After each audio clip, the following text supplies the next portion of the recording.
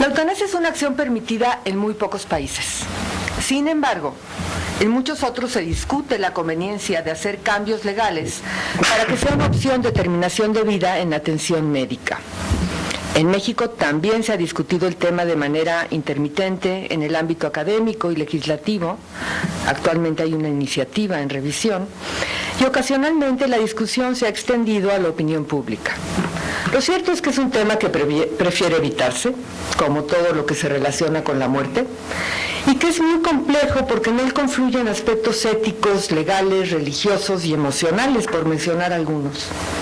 A todo esto hay que añadir el obstáculo que implica, para la deseable discusión, el hecho de que exista tanta confusión sobre el tema y se considere como eutanasia acciones que se alejan mucho de serlo.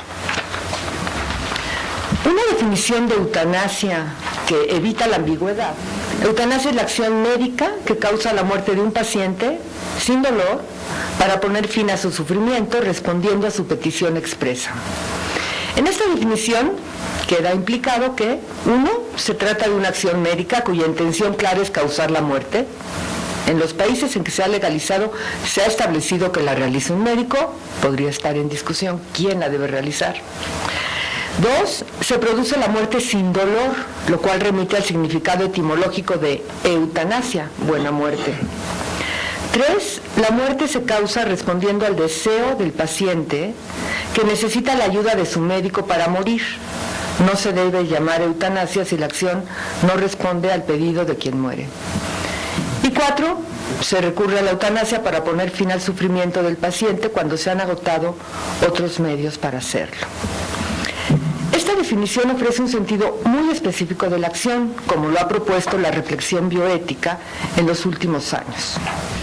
Esta definición ofrece un sentido muy específico de la acción, como se ha buscado. Por otro lado, en los países en que se ha legalizado, que son Holanda, Bélgica, Luxemburgo y Canadá, es necesario establecer límites muy claros entre lo que está permitido y lo que no lo está. Cabe mencionar que en Colombia se despenalizó la eutanasia por una sentencia de la Corte Suprema desde 1997, pero aún no existe una ley que defina claramente los criterios de aplicación. Y es importante aclarar que en los diferentes países varían estos criterios, los criterios bajo los cuales se puede aplicar la eutanasia. Por ejemplo, un criterio es establecer qué pacientes podrían pedir ayuda para morir. A continuación, describiré los que se han establecido en Holanda, los criterios que existen en Holanda, los cuales debe seguir el médico para que su acción corresponda a la excepción que contempla el Código Penal al criminalizar las acciones de terminación de vida. Bueno, cabe aclarar antes que en Holanda, pues ningún médico está obligado a aplicar la eutanasia. Los médicos deciden en general si están a favor de aplicar esa práctica y además en cada caso, si están de acuerdo en ese caso, en aplicar la eutanasia. Y los criterios que deben cumplir para después reportar la eutanasia y no tener un problema legal son los siguientes. El médico debe estar convencido que el pedido del paciente es voluntario y lo ha considerado muy bien. Esto excluye a un paciente con depresión, desesperación, opresión de alguien, cualquier cosa que atente contra su libertad. Tiene que ser un pedido voluntario. 2, el sufrimiento, que puede ser tanto físico o mental, del paciente, sí debe ser causado por una enfermedad o condición médica, es perdurable e intolerable desde su perspectiva. El médico ha informado al paciente sobre su situación y posibilidades. Para el paciente no hay otra solución razonable para la situación en que se encuentra.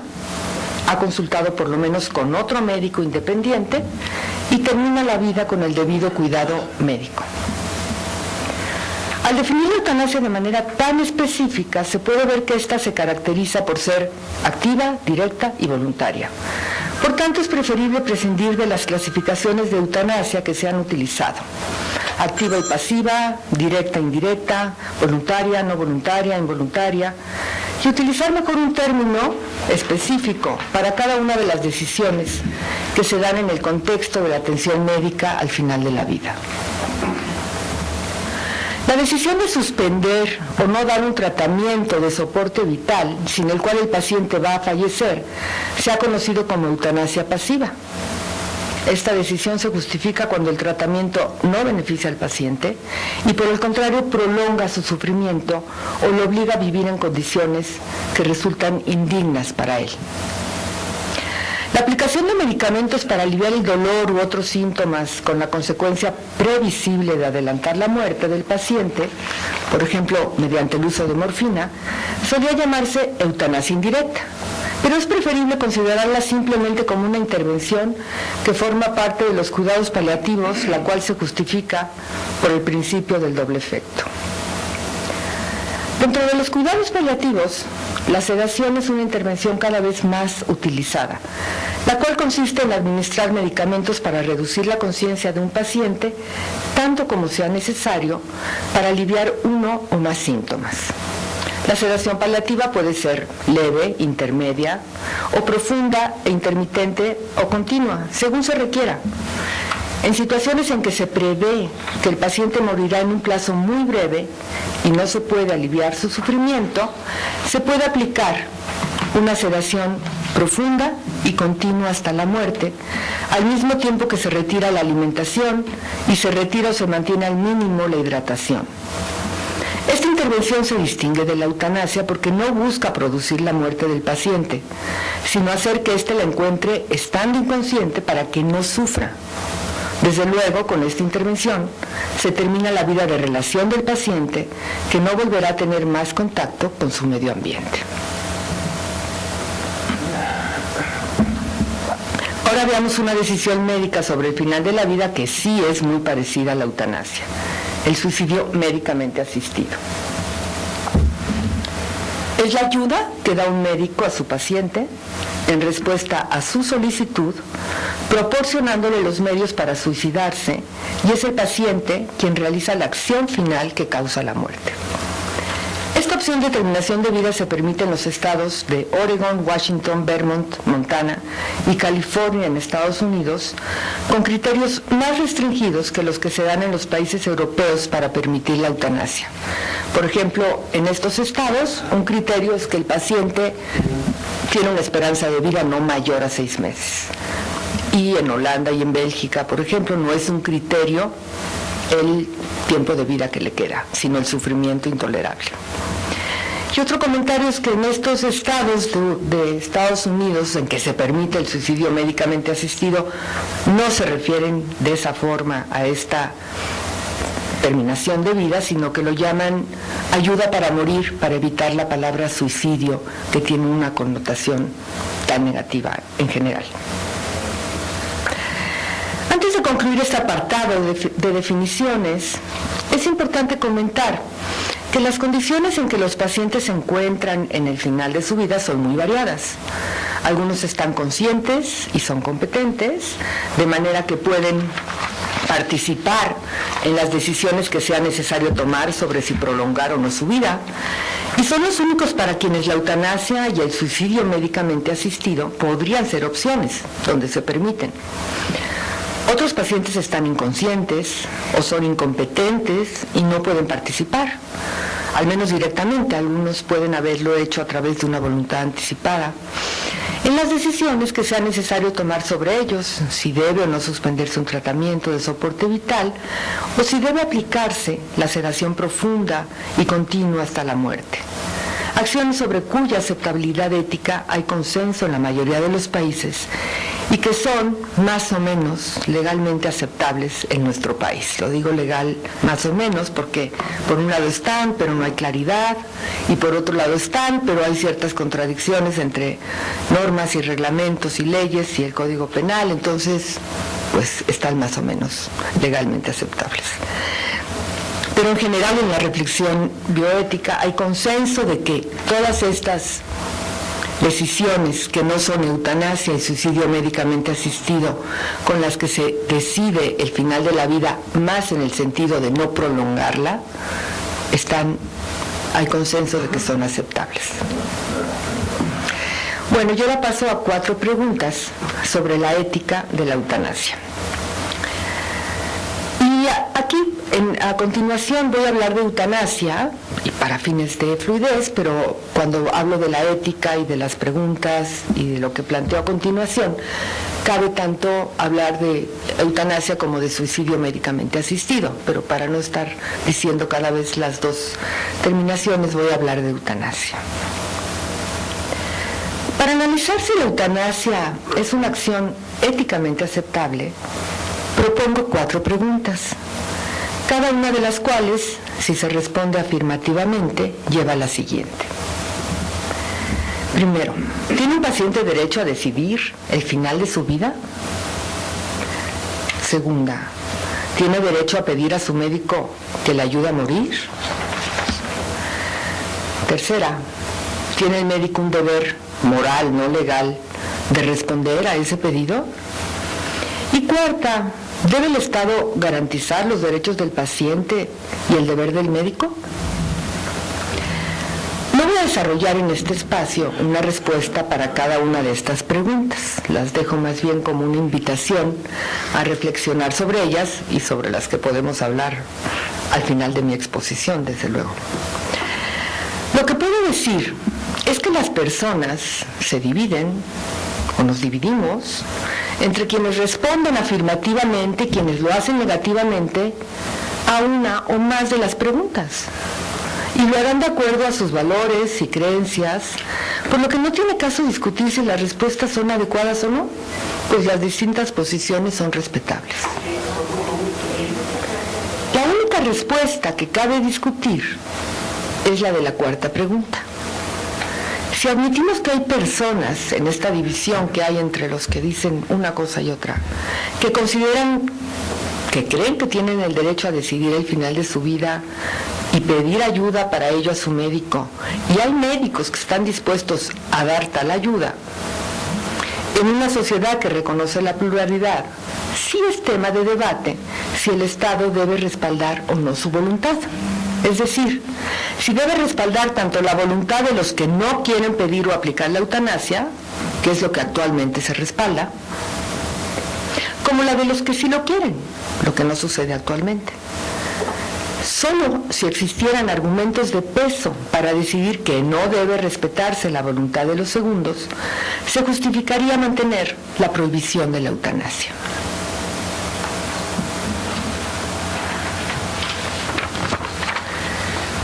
El debate sobre la eutanasia, pendiente en nuestro país, requiere, pues, reflexionar y analizar, en primer lugar, los principales argumentos no religiosos en contra de la eutanasia.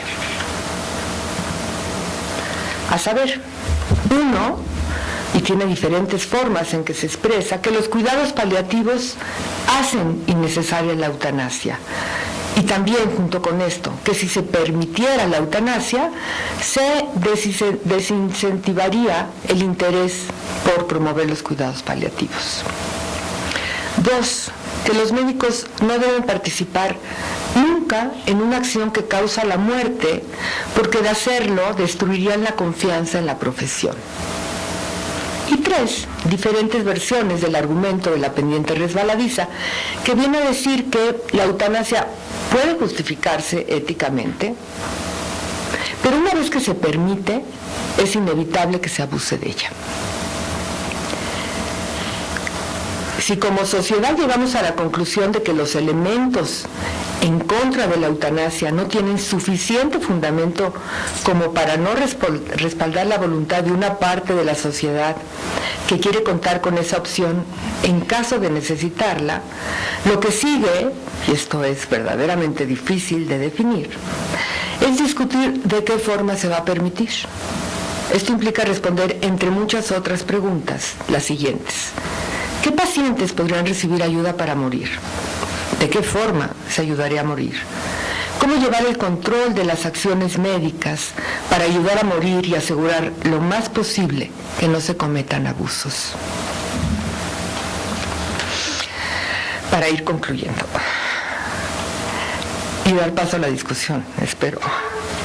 El debate sobre la conveniencia de legalizar la eutanasia está pendiente en nuestro país, pero no deberíamos postergarlo más ni considerar esta acción como si estuviera aislada. Creo que esto es muy importante. A veces se piensa aislada. En realidad la eutanasia tendría que concebirse como una última opción que forma parte de un conjunto de acciones que se dan en el contexto de la atención médica. Una opción que se tomará excepcionalmente porque las personas no quieren morir a menos que vivir les resulte tan doloroso que vean la muerte como un beneficio. Cuando se suspenden oportunamente tratamientos curativos que ya no benefician al paciente, aunque esta es una decisión muy difícil de tomar, pero depende mucho de esta decisión tomada oportunamente que las cosas vayan bien. Si se toman, oportunamente, y el objetivo de la atención entonces se cambia por tratar de curar a proporcionar alivio al enfermo, es muy posible que éste encuentre la muerte en condiciones que le resulten aceptables. Pero hasta los mejores cuidados paliativos tienen límites y para algunos pacientes, agotadas las posibilidades de aliviar su sufrimiento, será esencial tener la posibilidad de adelantar su muerte de manera segura y sin dolor, y para eso necesitan ayuda. A diferencia de lo que suele argumentarse en contra de permitir la eutanasia, su legalización podría impulsar el desarrollo de los cuidados paliativos, en tanto se daría más importancia a la atención médica en el final de la vida. Y esto es lo que ha pasado en los lugares en donde se permite alguna forma de muerte asistida. De permitirse la eutanasia, también se daría tranquilidad a los pacientes que podrían confiar en contar con una ayuda médica para morir y no tener que ocuparse ellos mismos de conseguir los medios, en caso de que ya no existan opciones de curación y de alivio para su situación. Si se da el debate necesario y se establecen las medidas para asegurar, en lo posible, que la eutanasia se aplique adecuadamente, la legalización de esta acción, lejos de promover que mueran personas que quieren vivir, como fácilmente se argumenta recurriendo a la pendiente resbaladiza, servirá para que dejen de vivir pacientes que ya no quieren seguir sufriendo, para que no tengan que tomar las decisiones de manera clandestina y para que las personas que los ayuden no se arriesguen a tener que continuar su vida en prisión o tener otro tipo de consecuencias legales. Que los pacientes puedan, por el contrario, despedirse de esta vida en las mejores condiciones, acompañados de las personas con las que elijan vivir ese último momento.